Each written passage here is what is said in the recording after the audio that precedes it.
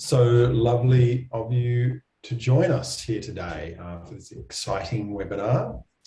Uh, you're here because you're interested in honours at the College of Arts and Social Sciences, and we are very interested in honours as well.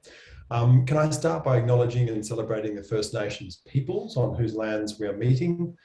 And I'd like to pay respect to the elders of the Ngambri and Ngunnawal people, past, present and emergent. Not sure where you are today, but that's where I am today, and it's glorious. So I think I'm going to basically start off by my job here today is pretty an easy one.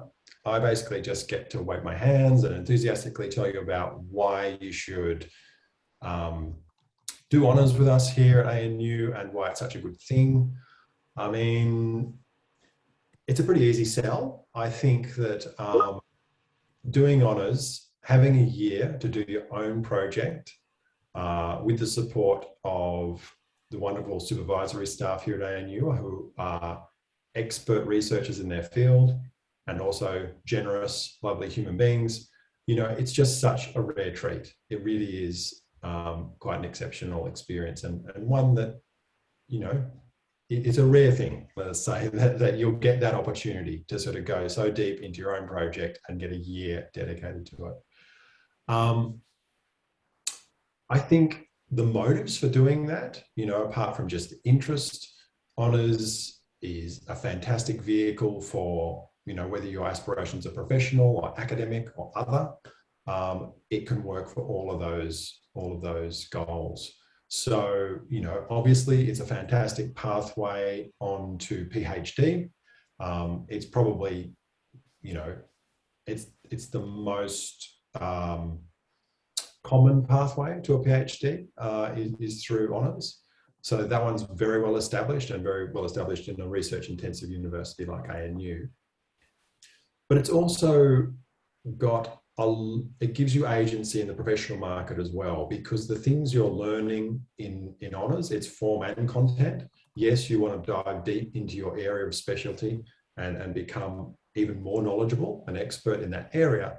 But the sort of generic things that you're learning, the generic skills and knowledge, you know, that ability to conduct your own project, to manage a project of that scale, to develop your skills of inquiry and research. That's just, they are really highly valuable, transferable skills in so many professional contexts. So, I mean, really, they're top of the list in terms of the attributes that employers look for today. Those sorts of generic skills are top of the list. So it can work for the professional, it can work for the academic equally well. And of course, you can just do it out of interest because you're just really driven to know more about your field of interest, and the exact, you know, motive, you know, application will emerge in the fullness of time. I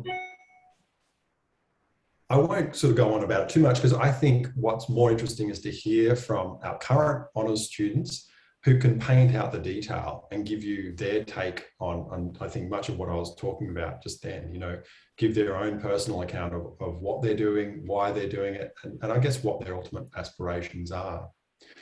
So without boring for too much longer, what I'm going to do is introduce you to our first panelist, Marieke Lechner-Scott is on your screen and has already said hi to you. So we've already had a partial introduction. So Marieke's coming to you from, obviously, the Bachelor of Arts, majoring Arabic, IR, Middle Eastern Studies, minor in music, and electives in linguistics, political sciences, and cultural studies. I'm going to hand over to Marieke because I think you can probably do a better job of this than me. Can do. So I'm Marieke. Yes, I do a Bachelor of Arts Honours, specialising in Middle Eastern Studies at the moment. As Dr. Hinchcliffe just said, I have a bunch of different disciplines behind me as well in my undergraduate. And yeah, I'm a current honours student and I'm having a great time. So to begin with, after being asked to do this talk, I spent a lot of time thinking about what really drove me to do honours. I know it was definitely on purpose, but I couldn't think of a strong enough reason other than I wanted to up the challenge of university. I was getting a bit bored in my classes. So in some ways, I've appreciated the challenge of overseeing my own learning and answering questions that have long been niggling at me throughout my undergrad career. But there was definitely something else. So first and foremost, I wanted to take my research into my own hands. And so until now, my learning had very much been confined to separate groups within the university. You know, I'd go to the School of Music, I did my music courses, I'd go to the Center of Arab and Islamic classes, I did my Middle Eastern Studies courses, I'd go to whichever lecture theatre was big enough to do my IR courses, and so on. And none of them really interacted with each other all that much. And so yeah, I studied Realpolitik in IR. I studied philosophy and semiotics in music. I studied expression in music composition, and culture, history, and society in Arabic and Middle Eastern studies. I also, in my own time, I read extensively about urbanism, architecture, and geography. So honours allowed me to combine all of these disparate subjects into one area. I feel kind of like Thanos collecting power crystals in that regard. I have a lot of these disciplines that let me sit across a number of different spaces. And it sort of feels like a superpower to now have like this huge body of literature that's just sort of accessible to me in a way that it wouldn't have been if I had been more specialized, I feel. So people are often worried about what an arts degree really gets you in terms of job prospects. And for me, I know that my grandmother, for instance, always quizzes me after I tell her what I'm studying, asking what the job prospects are of this field. And she's always like, this went over my head. I just need to know what the tangible job is. And so finally, I have a pretty clear and solid answer. It comes down to that sort of like plethora of background that I've got. It's like there's not really anybody out there who has the answers for the questions that were raised throughout my undergrad career. So I had to take things into my own hands. I had to do honors and start a research career. So one of the central drivers for me, unlike Thanos, is that I would like to use my research for good. I'm currently writing not one, but two projects detailing different aspects of the Canberran design and their implications. And so that's the design of the city. And yeah, its implications, like whether or not it's a good thing or a bad thing that, you know, we have this, this city that's been so carefully designed. The idea that I'm doing something meaningful is a real driver in my studies. Hopefully, at the end of my honors, I will be able to publish at least some work in a journal, meaning I will have, at the very least, a decent portfolio of writing to present to future employers. And in the best case scenario, I have something that I can give to an agency and say, hey, I did this research project. Please have a look at these policy proposals I have created. I've already engaged in a lot of volunteer stuff. I am taken very seriously by the transport board when I'm like, hey, these curbs could be a bit narrower, they would slow down traffic. Yeah, well taken advice. I feel it's been implemented in some places, I'm very proud to say. But yeah, I'm really keen to take that on to the next level and sort of give these policy advice to bigger agencies, because I'm really interested in the big picture of city planning. So yeah, the other thing about honors is that I get to answer questions that I have about my relationship to society. And this is something I've learned particularly through anthropological writing, is that I can put myself as a centerpiece of inquiry. And it's an excellent way of writing that makes for really good reading, and to me makes for really good analysis as well. Understanding my own positionality has always been difficult. And so in pursuing a research career in critical theory, I really get to contend with that positionality in a way that is really, really cool, frankly. Like I feel really privileged to be able to do so. And I wanted to sort of end on another note that really pushed me into honors, and that was the staff. So I'm doing my honors in the Center for Arab and Islamic Studies, and if any of you have been so lucky as to have a class there, you know how great the staff are. So the fabulous support I've received from them has been like a central driver to why I'm studying here today. I really wanted to, you know, amp up those relationships, like really connect with these staff in topics that they're interested in, but also topics that I'm interested in. And it's really lovely to be able to have that really passionate exchange between, you know, academics and budding academics like myself, and just connect with people through their passions. It's a really magical thing.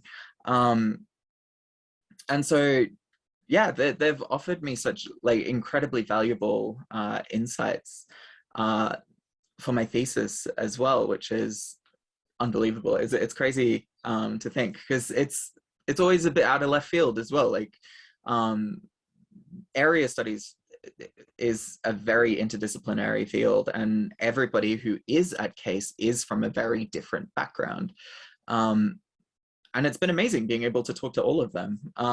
So yeah, they guided me the whole way through the application process as well. Shout out to Jesse. And that was from the moment I asked my supervisor about honors. I was like, hey, I'm thinking about honors. I didn't know anything about honors at that point, up until now. So yeah, Jesse has been with me the whole way. The same can be said for Andrew. And so, yeah, I was immediately put in touch with the convener. She gave me the directives and the contacts. And I basically had the privilege of being able to start planning my honors a good 6 months before I actually started, which is really, really cool. And so to conclude, honors has been a really, really excellent capstone on my Bachelor of Arts. It's been a really great way of tying together a lot of loose ends that had been opened up by doing a Bachelor of Arts as disparately as I have. And I'm going to have some really cool research to put out at the end of it, I hope. Thank you. I think I will pass on to Jeff. Marika, thank you so much. Can I just talk to you a bit about that? Sorry, I'm not sure if I meant to do that, but it's so exciting to hear what you're saying. And, yeah, absolutely. I mean, I agree emphatically that, you know, honours is the perfect punctuation to, you know, a bachelor program, whether it's, you know, a choose your own adventure BA or a named degree. I agree. It is the +1 that is so powerful. So I guess I just wrote a few notes because I just wanted to, you know, call you out on them. And, you know, there's some of the parts, you know, the opportunity to demonstrate the power and potential of all that undergraduate study you've done for 3 or 4 or more years. You know, I think that's a wonderful point to make. You know, it is, as you said, you know, that sort of feeling of power and potential. I agree, you know, that you're just seeing how students acquire all that knowledge and skill and begin to demonstrate it. And honours is a really wonderful platform for just showing what you can do. You've spent all that time acquiring that skill and knowledge. The working for good, driving change. I thought it was really interesting detecting, you know, that sense that you feel like you're really starting to participate in the discourses that you've been reading and consuming, and now you feel like you're kind of moving more into an authorial position in that. I mean, that sort of gives me chills. That's just so cool. I think that's wonderful that you're picking up on that, because that is literally what you're doing. You know, you're stepping across the divide and joining those authors in crafting that discourse and shaping it. So that's awesome.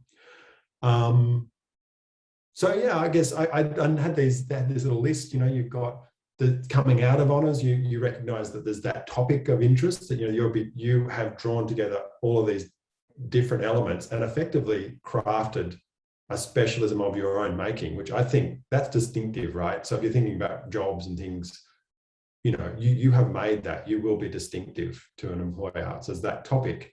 And then there's the outcomes, the things you produce. You're saying you're going to produce policies and things that you can actually show people. But there's also the means, the methods and the process that you are using to develop all that. And so, you've got all of the above. Pointing to the professional market, you are someone who can devise and deliver that project of scale. Now that, I think, is super compelling. So thank you so much for that account and for letting me talk to you about your own talk. Okay, back to the script. I have the great pleasure now of introducing James Hayne. James is joining us as a double degree graduate from PPE and Bachelor of Science, and was also a Tuckwell Scholarship recipient.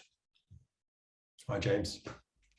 Thanks, Jeff, and thanks for that very kind introduction. I want to acknowledge and pay my respects to the traditional owners of the land on which I'm calling in from today, the Gadigal people of the Eora Nation, and pay my respects to elders past, present, and emerging. It's great to be back at ANU today, albeit virtually, to discuss my experiences in honours.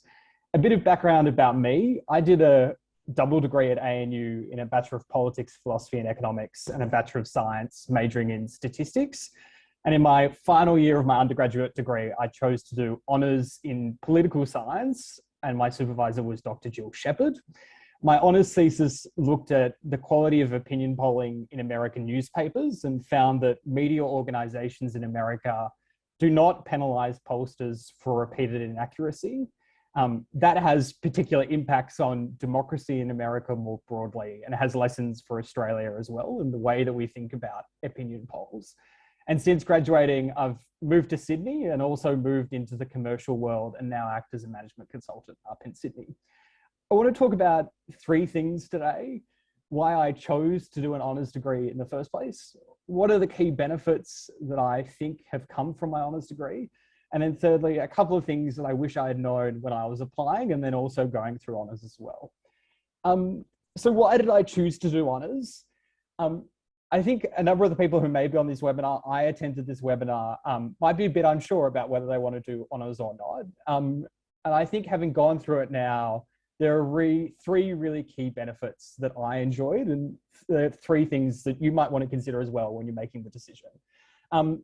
Firstly, in my penultimate year of my degree at ANU, was still relatively unsure about what I wanted to do in the future. I did a double degree that seemingly covered a number of subjects of which had very diffuse qualities, and was still trying to work out what the future path for me was. And an honours year was a really good way for me to kind of crystallize what I wanted to do in the future. It gave me the tools, and it also allowed me to pursue interests that meant making a decision about my future career was much easier at the end of that honours year.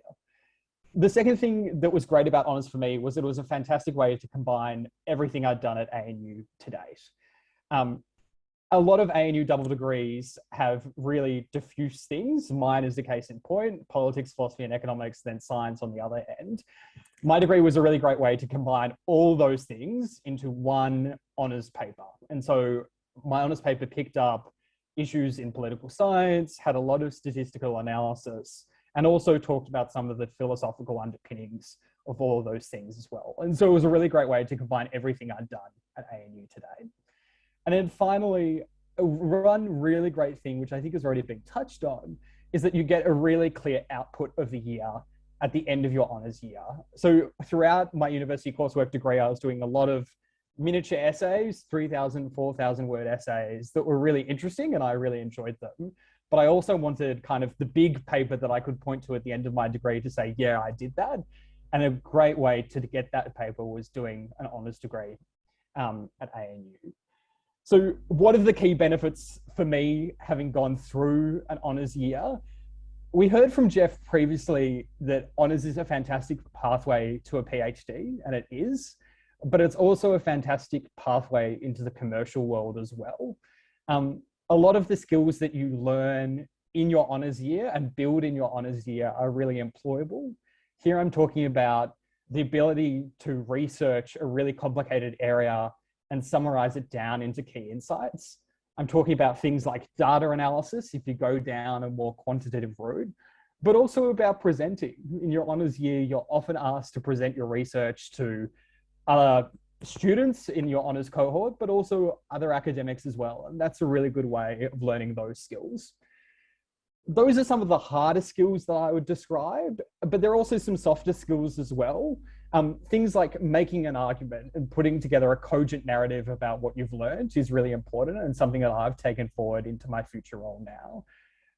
About problem solving as well, there will inevitably be roadblocks or challenges throughout your honours year, and the ability to persevere through those challenges, but also solve them, is a really great skill that I've moved forward with and taken on into the commercial world. And then the final key benefit for me about my honours year was the connections I built.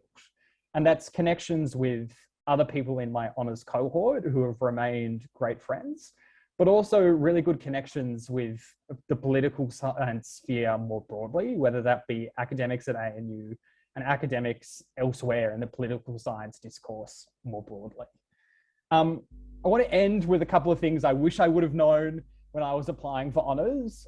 Firstly, I think it's really okay to change your ideas. There does come a point where probably the day before submitting your honours thesis, it's not the best idea to change your idea completely, but it's completely okay. And so the application that I submitted to my supervisor, Dr. Shepherd at the time, compared to the thesis I finally produced, were very different documents. And that's part of the evolution of your honours thesis across the year. The second thing to say is, I think this is really important, at ANU there is a lot of support to get you through and help you achieve a fantastic honours thesis, whether that's your supervisor, whether that's your departmental convener, or whether that's some of the staff that you've heard from today in the College of Arts and Social Sciences. The College of Arts and Social Sciences, I think, really want you to succeed about getting a great honours thesis, and it's fantastic to see that and feel that throughout your honours year. So in conclusion, I highly recommend honours at ANU, and quite selfishly, I highly recommend honours in political science. But it is something that I think has helped me not only in my future career, but will help me in the years to come as well. Thanks so much. Thanks, James. Another inspiring talk. Can I reiterate my enthusiasm? I think,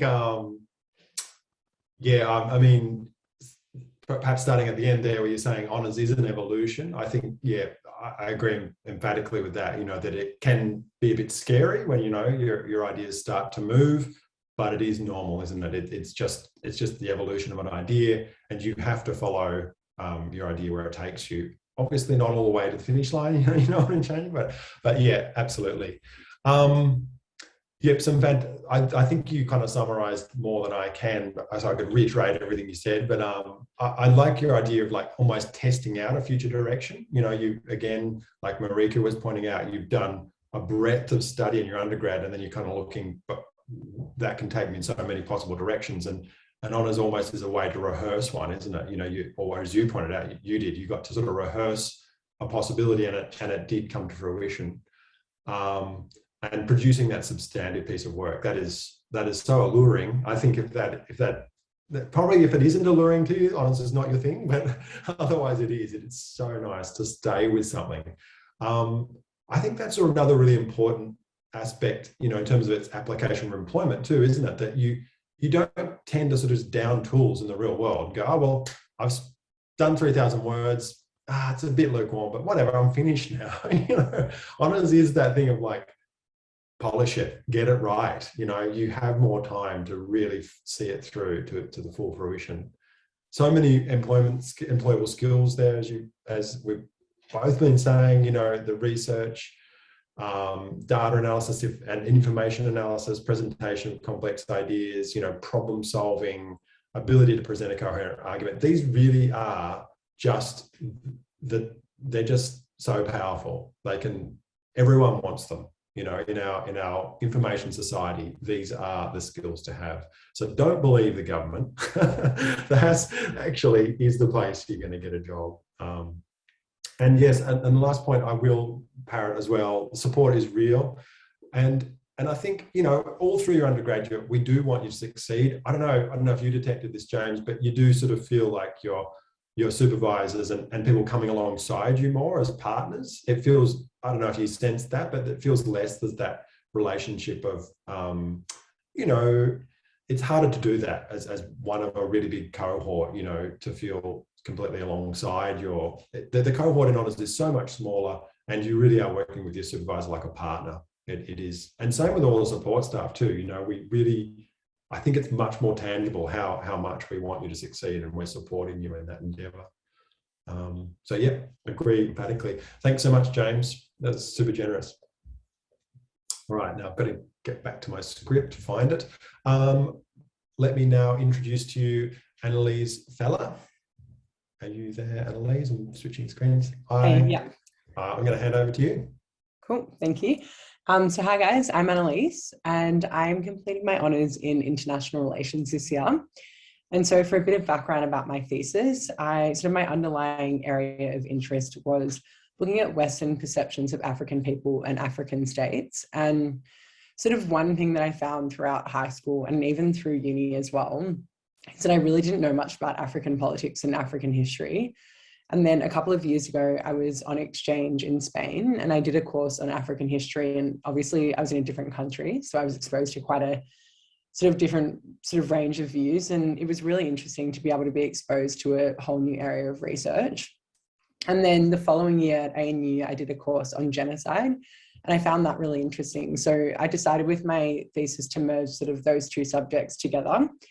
And so my overall research question is, does the race of a society enduring genocide influence the way policymakers discuss that genocide? And so to answer that question, I'm going to look at both the Rwandan genocide and the Bosnian genocide and analyse the way US and UN policymakers talked about that genocide. And so I guess that kind of brings me to my first point about why honours is such an amazing opportunity. As sort of they were saying before, it's pretty rare that you're able to pick a topic and study it so in depth. And sort of as your research project goes on, you can continue to navigate and direct the project to make sure that it continues to align with your interests. So if you find something new or new information that's like really fascinating to you, you can definitely direct your project that way throughout the year. And I think sort of with that, something that people always seem to ask me about honours was, how do you study one topic for so long? And I guess all I have to say to that is that there literally hasn't been a moment this entire year where I've been bored about the content of what I've been researching. And I just think it shows how much you really can learn about one specific area. And I guess I just wanted to say that I know for some of you signing up to honours might be pretty daunting or intimidating. And I just want to reiterate to you that that really is okay to feel that way. And I felt the exact same way last year. I sort of went into honours and I didn't really have that much idea about what it involved, and I didn't have any experience in a big research project like that. And sort of as James said before, you don't actually have to have your topic exactly perfected before the year starts. There's plenty of time to modify and change your project. For me personally, something that I was sort of worried about going into honours was I'm not a very strong reader, and so I was really nervous about this step up in terms of workload. And for the first few weeks, I did find it a little bit challenging. But I think what's so nice about honours is that it's not like the start of uni where you're in undergrad and there's so many students in your courses. In honours, you really, really get to know your teachers and you really get to know the other students in your cohort. And so all the staff are really welcoming and reassuring. Everyone's always excited to hear about what you're doing and willing to provide guidance on how to tackle your topic. And so I think something that really helped me was in those first few weeks, I was just really honest with my teachers and spoke to them about things that I found hard. And they were so, so comforting and really, really supportive, and just gave me those little tips that helped me sort of get into the swing of things and just make the readings easier at the start. So if you're worried about sort of that jump, definitely don't stress about it. They'll look after you for sure. And yeah, I think also with that, something to note is that the coursework is really, really helpful in how it sets you up to write a thesis. So you have a course that's on methods, and you'll actually learn sort of step by step how to make a research design. And so I had no idea how to do that, but the course definitely set me up perfectly to do that. And within these courses, the teachers will sort of cater to your needs. So if there's something that you want to learn that week, they'll definitely sort of change their lesson plan and they'll accommodate for that. And they can use your thesis as an example. So you can actually see your own project sort of in the class being discussed. And it's really, really nice to be able to share it with everyone. And I think sort of the last point to note is that even if you don't have like one specific reason to be studying honours in terms of a career or goal or a career plan, I'd still really encourage you to do it. When I started honours, I was really just doing it for the enjoyment of studying in one area. And then recently I decided that I think I might do a master's in the Netherlands, and looking at the application for that, I've realised honours will actually really help me to get there. So those opportunities, even if you can't see them right now, they'll definitely come along the way if you do honours. And so honours has been my favourite part of my degree by a mile. It's really advanced my research skills so much. And it just, as the other said, it really tied my degree together. It challenged the way I was thinking, and it's just given me new views, which has been really exciting. And I do really just feel quite connected to the honours community. So it's something I'm really grateful for, and I definitely encourage you all to give it a go, even if you are a little bit nervous, but everyone really, really looks after you in it. So thank you. Thanks, Annalise. Another generous presentation. I sort of pick up on what you're saying there, Annalise, that, you know, the formulation of a question, you know, really is an opportunity to sort of follow your interest, you know, to your heart's desire. But, you know, hearing your question too, it also reminds me that it's also, it starts to demonstrate, you know, your knowledge and expertise, even to someone, you know, particularly people in the field, but even to those out, you know, that this is that some of the parts that we've been talking about, you know, these questions are actually already fantastic contributions to, you know, how you can contribute to the field that you're participating in. And as you mirrored from, I think, some of the other participants, you know, that there's a lot of, you follow that line of inquiry into honours, but you don't need to know all the answers up front, right? So I think, again, that's a really important one to reiterate, that there's time to grow and develop in your honours year. You inevitably will. And I love that idea that you're underlining, and I think Marika also touched on it, you know, that the purpose is kind of emergent. You don't know exactly what it is, you know, how you use it, but I think you can kind of just trust that will become evident. I agree entirely with that. And again, yeah, it is just such a, follow your curiosity. It's such a rare opportunity, a rare treat to be able to do that. Thank you very much. Sorry, I just got distracted by the chat there for a sec. I'm going to get back to my script. I am now going to introduce you to Janice Yap. Janice is from music, majoring in musicology and music technology. Janice, oh, hi. Hi. Hand over to you. Yeah, sure. So I've actually prepared a 3-minute thesis on my research topic. So yeah, I'll share my screen.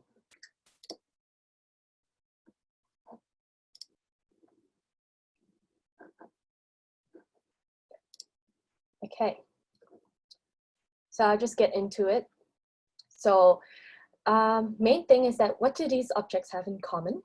They produce noise. Some are object noises, which are produced when being touched or moved, while the others are environmental noises, a continuous noise generated in our surroundings. These noises are everywhere, from our daily life to film and to TV shows. However, they're disregarded, undervalued, and perceived negatively. Do you remember the noises you have consumed before this honors information session? Do you remember a specific sound used for a switch for a film? If not, this is what my thesis considers. It is all about revaluing the noises we consume daily into a composition meant for films. We tend to overlook these objects and environmental noises because they are the background in our daily life. Meanwhile, music in film catches our attention and even leave a memorable tune for us. However, I will be incorporating recorded noise and placing them into a particular music piece. By doing so, the musical piece will attract attention and shift your focus towards the recorded noise instead of the musical elements. You can view the recorded noise as the main melody of my compositional piece. I decided to record object and environmental noises because they're highly accessible during lockdown and we're exposed to these noises without knowing consciously.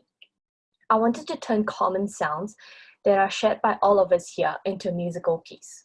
You might not need to be a musical prodigy like Beethoven to compose a major classical symphony, but my research will show that anyone can make a melody from a simple noise, such as typing on a keyboard or ice clinking in a glass. In order to regain appreciation for the noises I recorded, we will need to find meaning or context. Recorded noises without context do not convey any meaning or beyond the objects itself. The sound of an ice in glass is just a sound of an ice in glass. Thus, I'll be using affordances of objects to contextualize the objects and its usage. For example, the affordances of a keyboard is to type, and the affordances of a glass is to drink. The use of affordances in daily life noises symbolizes an element in a film. The intended noises shifts the audience attention to the object. The affordances of a glass, ice in a glass, is to drink. This also means that if the recorded noise of ice in glass becomes more distorted and inaudible in my piece, it represents the level of unconsciousness of a character in a film. Recorded noise have been studied to an extent.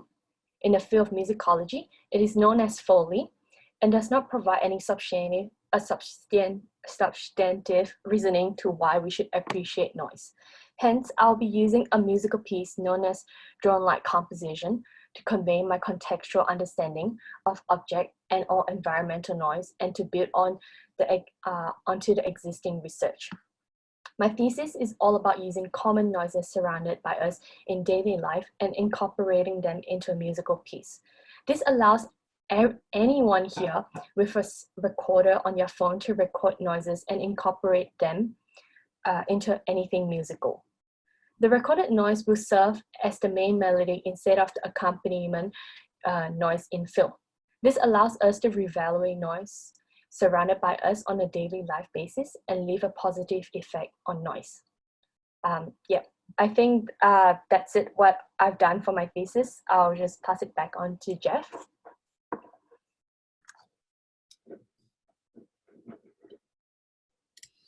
Thanks, Janice. Thanks for sharing that with us. And so that was your 3-minute thesis presentation that you presented earlier this year? Yeah. No, actually, I didn't have a 3-minute presentation beginning of this year, so I just kind of made one for this. Oh, okay, great. Yeah.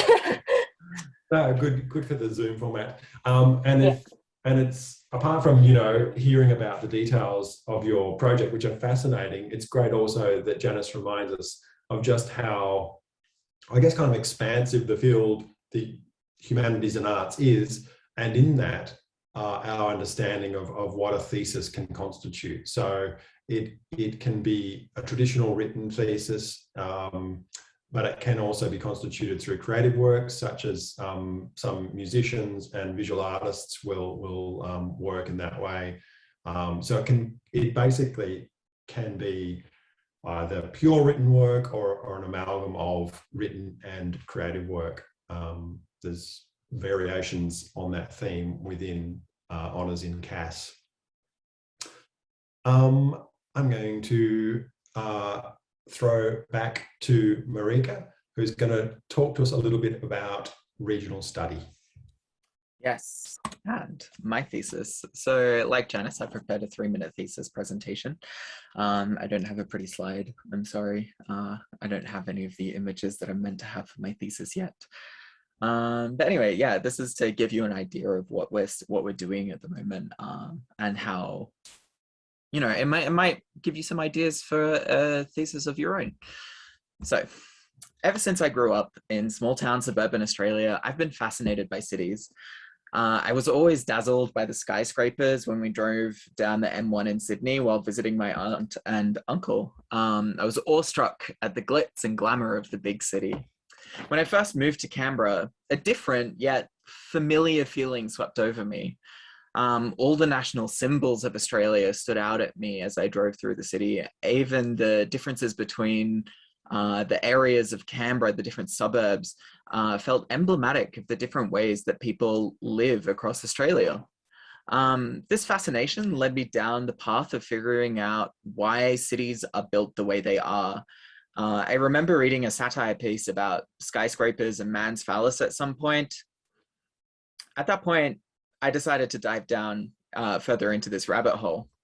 So my thesis asks first, how do we build state ideology into our cities?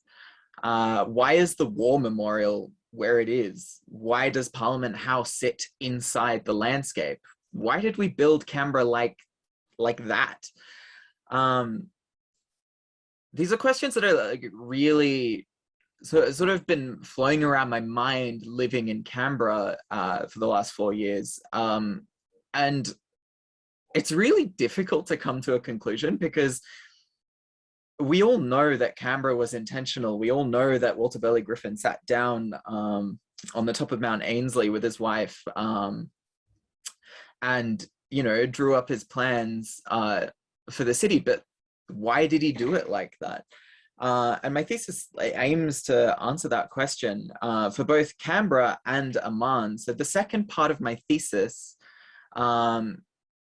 and the reason, again, why I include my second case study, Amman in Jordan, asks, what does this mean for democracy? I intend on finding out whether state iconography works. And so that's the idea that the state creates these icons to influence the way that we think about the state. Does it, you know, create an idea of a state? Have we created Australia through building a war memorial? Similarly, in Jordan, which is a country that is about the same age as Australia, did building a national mosque create a national identity? So the second part of that is like, who does it empower? What is the consequences of doing this is something that I'm really, really interested in. So answering these questions relies on two things. Number one is the extensive research that has been put into semiotic power and material consequences of iconographic development in Amman. So by that, I mean, basically lots of people have written lots of books about Amman and Jordan and the skyscrapers in Jordan and what they mean, the National Mosque in Jordan and what it means, the reason why Amman itself was chosen as the capital, and again, what that means. And second, I intend on analyzing the models upon which both cities are built. One's democratic, one's authoritarian. You know, Canberra's got that very, very beautiful cities, which is a design movement in the 20s,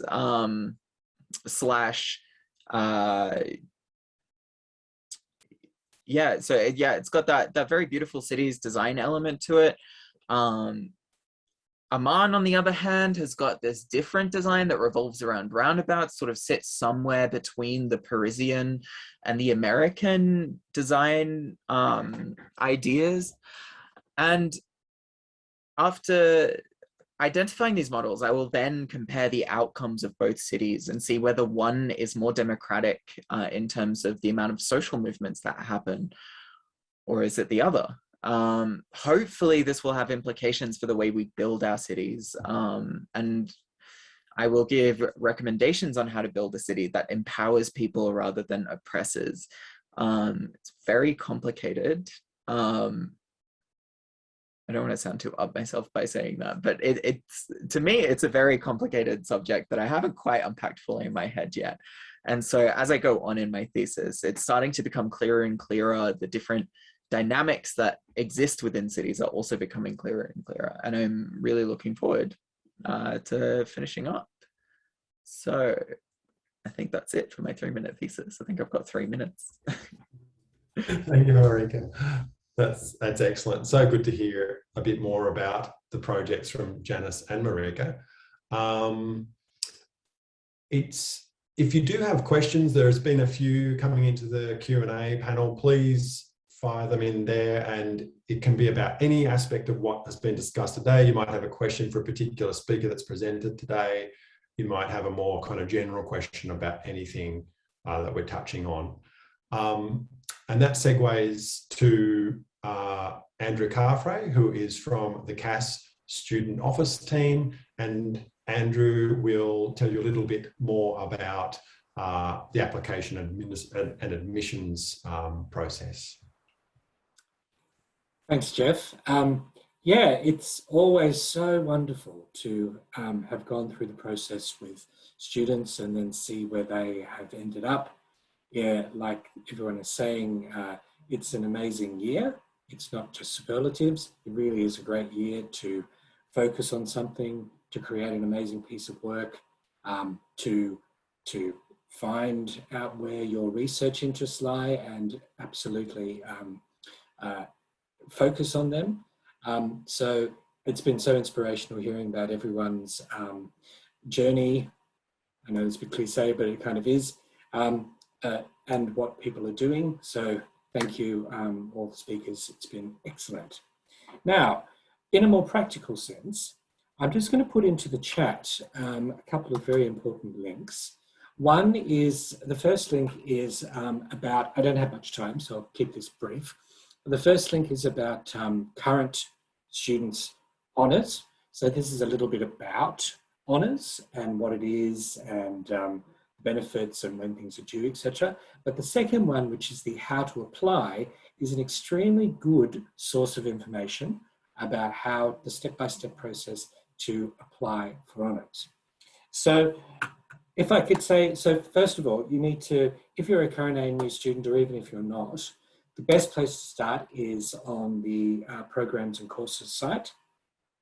There are links in these pages that will take you directly to the program honours pages.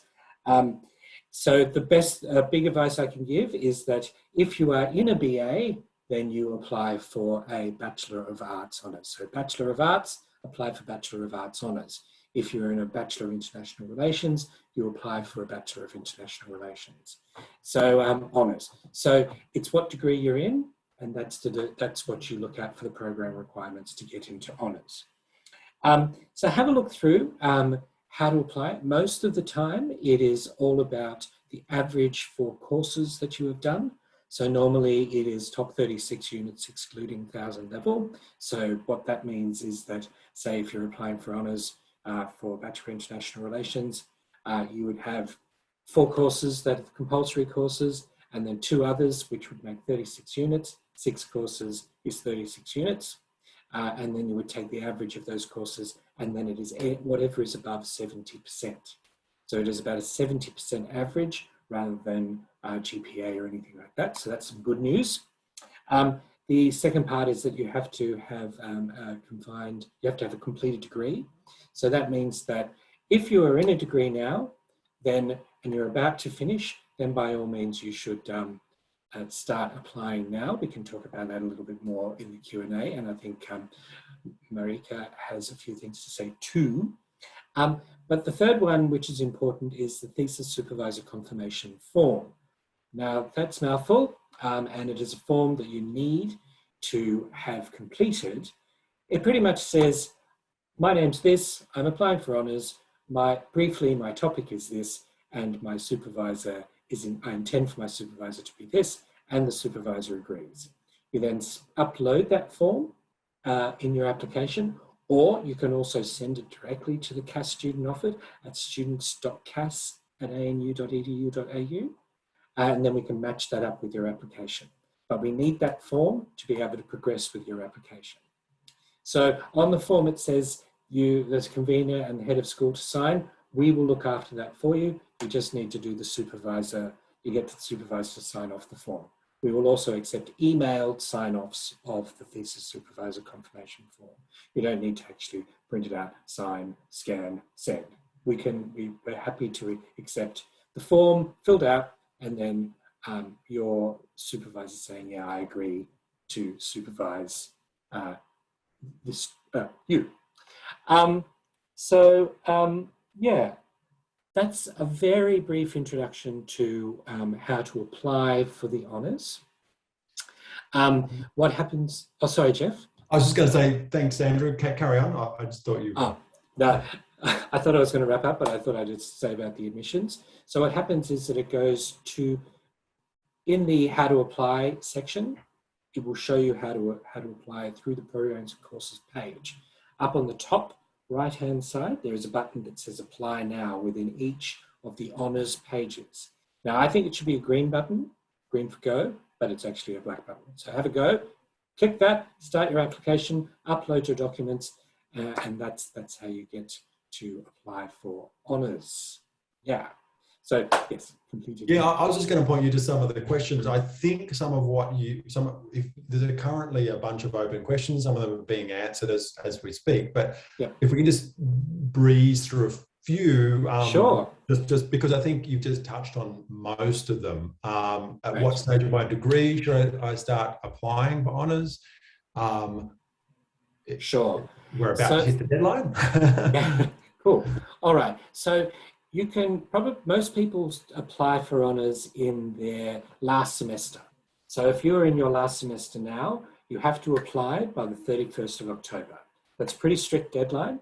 And that is that you have your application in with the signed Thesis Supervisor confirmation form. So most people start to decide to apply in that semester. Occasionally some very keen beans decide to apply on the second last semester. That's entirely up to you.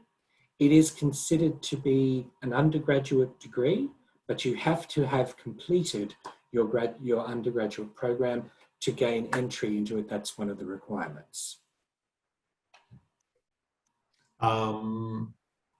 Yes. So yeah, in terms of some of the other questions, in terms of, when do you get the approval of a supervisor and how do you go about that? It is, it's a fairly, shall we say, fundamental process. You just have to approach people and talk to them. That's not a form thing. That's like, you need to actually get in touch with that supervisor and ensure that they're on board with what you're proposing and so forth. So yeah, make sure that, you correct me if I'm wrong, Andrew, but that's the general sense, is that your supervisor will know about your application and know enough about it to provide their consent. So it's not an anonymous process at all. And that's a very interesting question, because how do you find a supervisor and decide a topic? Then I think we'll talk to Marika in a minute. Sorry, Marika. But I just wanted to say that it's kind of, the best place to start is with the convener of the honours program you're going into. So if you're going into if you want to apply for the Bachelor of International Relations Honours, then you would contact the convener, and all of those conveners are listed on the conveners page, which is, if you look on that left-hand side in the links, you'll see conveners. So you go to that link. Did you want to add something, Marika? Yeah, so just on the topic of choosing a supervisor, it's really important to find somebody that you agree with, somebody that you that really vibes with you, because you work very closely with your supervisor. And so if you're coming from within the university, I would recommend talking to some lecturers that you've had a really good time with and going that route of acquiring that information. If you're coming from without the university or outside of the university, I would recommend reading around. So if your particular interest area, for example, is Middle Eastern studies, I would recommend going to the CASS website, going to the list of researchers and reading around what different people are doing. I believe the requirements to be a supervisor for honours is that you hold a PhD. That's right. Yeah, got that one correct. And so it really, like, CASS has got 1,000,001 academics. And so to find somebody can be a bit daunting, because it is a massive list that you're going to be looking through. depending on your... Disciplines will generally be your guide. You know, if you've got Exactly. the scope of where it sits, that'll give you a good... Yeah. But yeah, reading around, I think I would thoroughly recommend to see if you agree with that research. Yeah, it really is the only way. You have to sort of read around and actually start the conversation is probably the other thing that we're hearing. Hey, we're basically right at time. If there's any here that I can quickly touch on, the expected workload, if you're doing it full time, it's like a full time undergraduate study load. It looks a lot like that in the sense that generally it's 48 units. You know, typically that would be constituted of 8 courses, 4 courses semester 1, 4 courses semester 2. It looks a bit different. We have thesis, which is the equivalent of 4 courses, and many of our honours programs just complement that with 2 courses, a methods and a theory. Others have a bigger list of choices of courses, either 6 or 12 units. So it will look pretty familiar to you in that regard. In terms of the competitiveness to get into CASS, and I should point out that we'll wrap up now, but we can answer these questions in the live chat, you know, if we run a bit over. Look, as Andrew said, you know, it's based, you've got to first have that 70% that's generated from your 6 best courses. So that's tick. If you meet that, the next real you know, barrier to entry is getting a supervisor. You know, obviously coming up with, you know, something that is feasible for you to conduct in your honours year, and then having all of the honours will specify that you need on a supervisor approval to proceed. Even if you meet all of the other requirements for entry for admission, you must have that supervisor. So I think that's kind of often the trickiest one to get. I'm not saying this to sort of put you off or anything. I guess it's just pointing out, you know, that is often the more difficult one to meet, because it does require that conversation. So if you honours remotely in 2022, hard to say. You know, there's no kind of, we have no idea what the shape of 2022 will look like. Hopefully it'll look a bit more normal than 2020 and 2021. But in terms of which courses get delivered in remote mode and which don't, that goes down to course level decision. So I'm not sure that we can actually say categorically whether you could or couldn't do it. Can I just knock one off? If you're doing psych as part of a BA, do you apply for BA or the science? Research. Your research group. So you apply as a BA student. You apply for BA honours in psychology. But some students, interestingly with psych, that's a slightly, it depends, anonymous attendee, depends what your intention is. So you can do psychology specialisation honours through the BA. Some students also attempt to do the clinical psychology honours, do they not? If they have got both the major and the psych specialisation is what you need to qualify for that. And that's a whole other thing. It's nothing to do with our college. So in terms of what you need to do to get into that, you'd have to go to the College of Health Medicine and look at their entry requirements. It depends about the thesis proposal.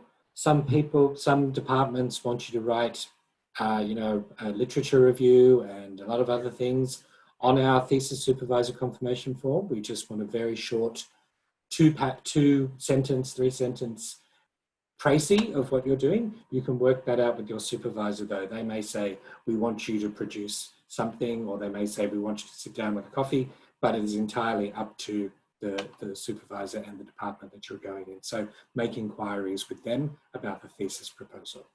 Before we wrap up, just a couple, in terms of part-time, that's not as liberal, the part-time thing as your undergraduate study, where we effectively let you study at any load, you just do it, and you know, it's up to you. Honours is less so. It is assumed you'll do it full-time, sorry. If you want to do it part-time, you apply to do it part-time. And that also, in terms of why, it's just to do with the structuring. There's far less courses in honours, and typically it is the semester 1, semester 2 ordering. You know, often people are doing a full 24 units of thesis in second semester. So making that part-time is is not necessarily an easy thing to do. So it is a case by case. You apply to the area that you're studying in, and it depends on their particular arrangement of the honours courses as to whether they can support you in part-time. And that also goes for mid-year entry. Typically, it doesn't happen for the same sorts of reasons, that the honours program is not symmetrical. So if you started mid-year, you would start with 24 units of thesis, and that's just not a possibility. So I think I'm right in that, aren't I? Yeah, absolutely. Yeah. We're typically, most of the cohort are starting, beginning of the year and doing it full time, with some people applying to do part-time study. I really had better wind it up now. Thank you, everyone. Thank you to all of our speakers. So Marika, James, Annalise, and Janice. Thanks to Andrew for providing us some nuts and bolts.